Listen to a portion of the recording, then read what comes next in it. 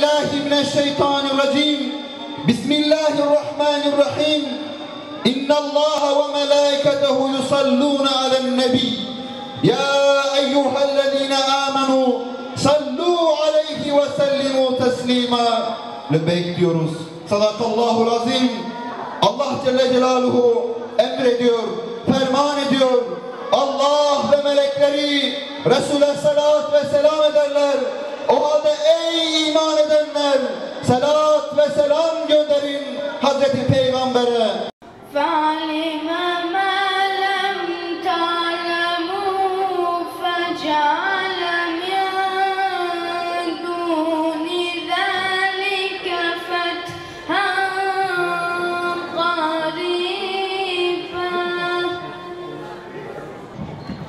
Hoş geldin efendim, safa geldin, nur geldin, rahmet geldin, şeref verdin efendim. Selam sana ey Amine'nin yetimi, selam sana ey Cebrail'in habibi, selam sana ey İbrahim'in torunu, selam sana ey tertemiz neslin evladı, selam sana ey Allah'ın Resulü, selam sana ey ümmetin helaskarı. Mübarek olsun, nur olsun, rahmet olsun kutlu doğumun. Esselamu aleyke ya Resulallah. Esselamu aleyke ya Habiballah. Efendim,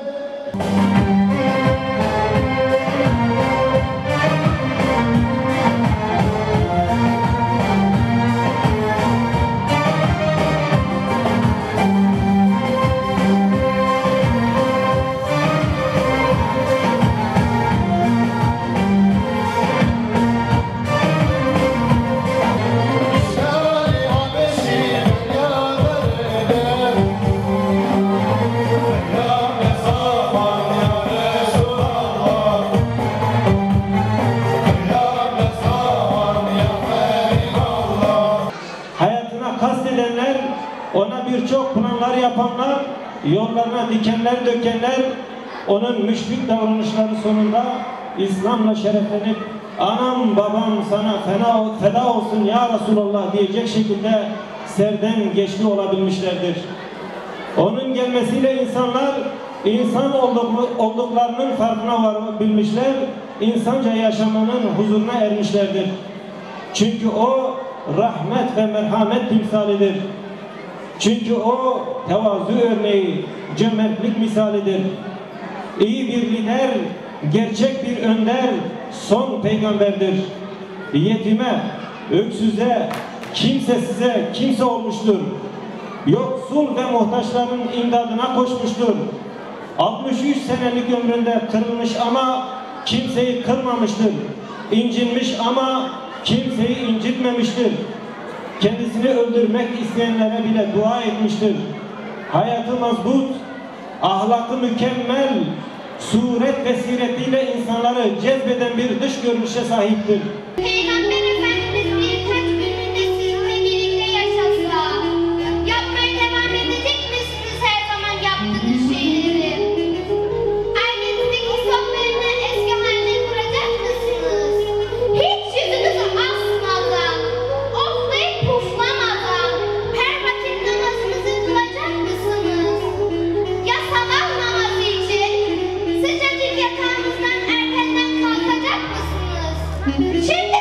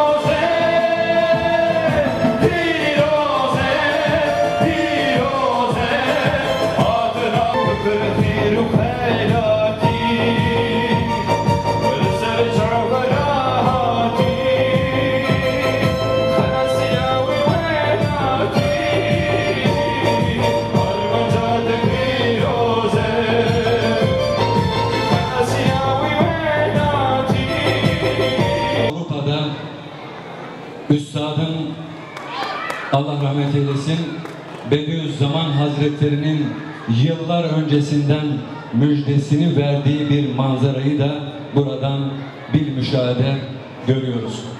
Ve bunun için Allah'a hamd ediyoruz, şükrediyoruz. Anadolu'da özellikle de doğu taraflarında kardeşlerimizin başlattığı bir çığır vardı. Biz Allah Resulü'nü seven bir topluluğuz. Onun sevdası uğruna pervaneler gibi dönen bir ecdadın çocuklarıyız. Biz Selahaddin Eyyubi'nin, Sultan Muhammed Fatih'in çocuklarıyız, torunlarıyız. Dolayısıyla biz bu sevdaya yabancı değiliz ama küllenen bir sevdayı devraldık. Bu sevda küllenmişti ve bu sevda küllendiği yerden yeniden doğmak mecburiyetindeydi. İşte bunun için birilerinin bir adım atması gerekiyordu ve bu adım atıldı.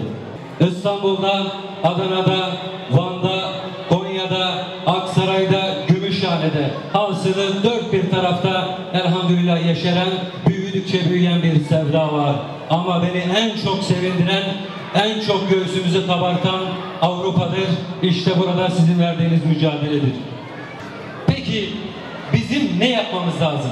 Bugün Allah'ın Resulü'nü sevmek derken ne anlamamız lazım? İşte bunun en güzel örneklerinden birisi şu anda burada icra edilen bu toplantıdır. Bütün ayrılıkları, farklılıkları bir kenara bırakarak Müslüman olmak üst kimliğiyle, peygamber sevdalısı ve aşığı olmak üst kimliğiyle bir araya gelip önce muhabbet, sonra dertleri çözme ve bununla istikamet üzere devam etme üzere bir araya gelerek başlamalıyız. Bu adım atıldı elhamdülillah. Bugün Allah'ın Resulü'nün davasına sahip çıkmak, onun misyonuna sahip çıkmakla olur. İki şeyle yaşar. Bir fiziki varlığıyla, iki misyonuyla. Bir peygamber iki şekilde öldürülebilir.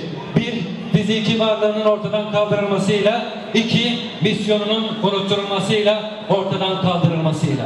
Allah Resulü aleyhissalatu vesselam fiziki olarak aramızda değil ama onun ölümsüz mesajı elhamdülillah veda hutbesinde de ifade buyurduğu üzere kitap ve sünnet aramızda değişmemiş. Elhamdülillah Müslümanlar bunun mücadelesini veriyorlar. Bugün ona tabi olmak bu iki emanete sahip çıkmakta olur. Bugün onun davasına sadakat göstermek Afrika'nın ücra köşelerinde açlıktan kıvrılan Dadaab mülteci kampındaki yetimlerin imdadına koşmakta olur.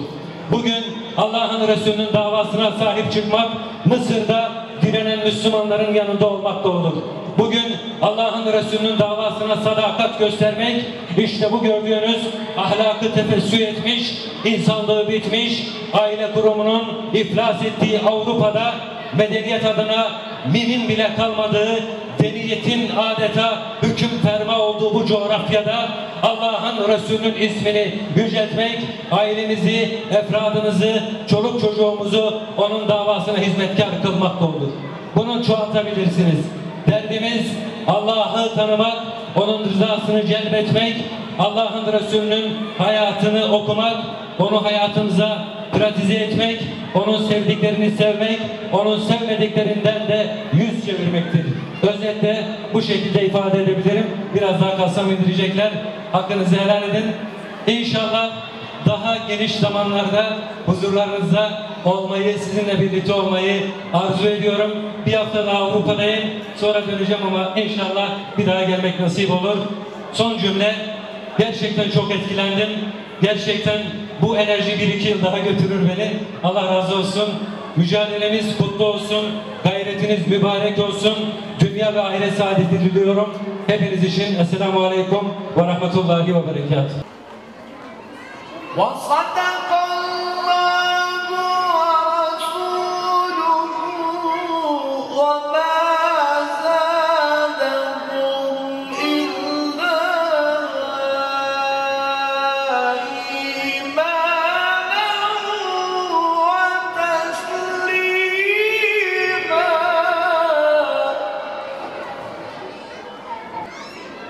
من المؤمنين رجال صدقوا